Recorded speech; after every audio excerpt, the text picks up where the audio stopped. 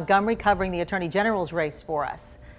We'll start our team coverage now with one of the most contentious races on the ballot today, the battle for the Republican Attorney General nomination. WVTM 13's Marley Martinez is with Steve Marshall's camp. And Marley, how's it looking there?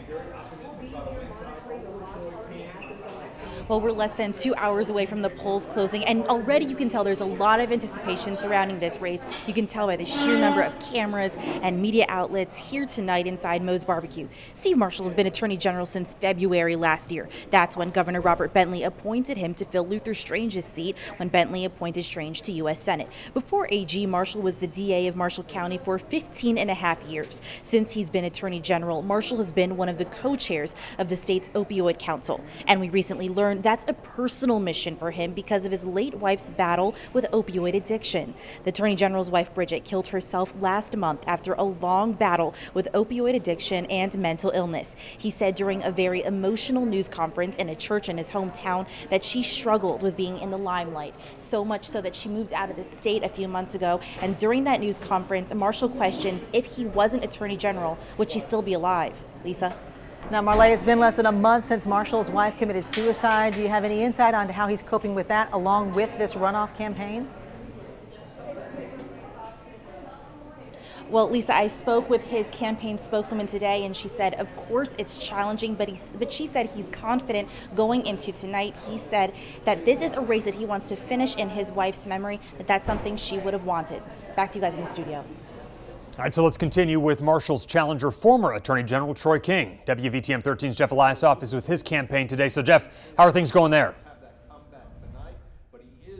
Well, very quiet before the storm, as is usually the case before the polls close, here at a watch party at the Renaissance Hotel here in Montgomery. Polls closing in less than 2 hours, but this is certainly a fight to the finish. Let's take a look at some video of former Attorney General Troy King, seen voting here in Montgomery this afternoon. This guy wants his old job back. He held it for 6 years. Less than 1/2% of the votes separated incumbent Attorney General Steve Marshall and Mr. King back on June 5th. The campaigns of both men went on hiatus after that tragic suicide of Marshall's wife we mentioned back on June 24th. But in recent days, the rhetoric has surely stepped up. King accused Marshall of taking illegal PAC contributions, but his lawsuit was thrown out by a state judge who said he didn't have jurisdiction. King told me just minutes ago his opponent is a wolf in sheep's clothing, a man who switched parties in 2011 just so he could be elected. He called Steve Marshall a photoshopped Republican. I expect Mr. King back in the ballroom at 7 o'clock, and we'll talk to him shortly thereafter. Ian? So both men say they are true conservatives who align with President Trump. How is Mr. King making his case? Well, if you're keeping score, he has some pretty heavy hitters in his camp. Most recently, Roger Stone, really the architect of President Trump's run for the presidency, has been camping alongside with him. Perry Hooper Jr., who ran the Trump campaign in 2016. And he says he's even accepting the support gladly from unsuccessful candidate for Senate Roy Moore back last year. Live in Montgomery, Jeff Eliasoff, WVTM 13.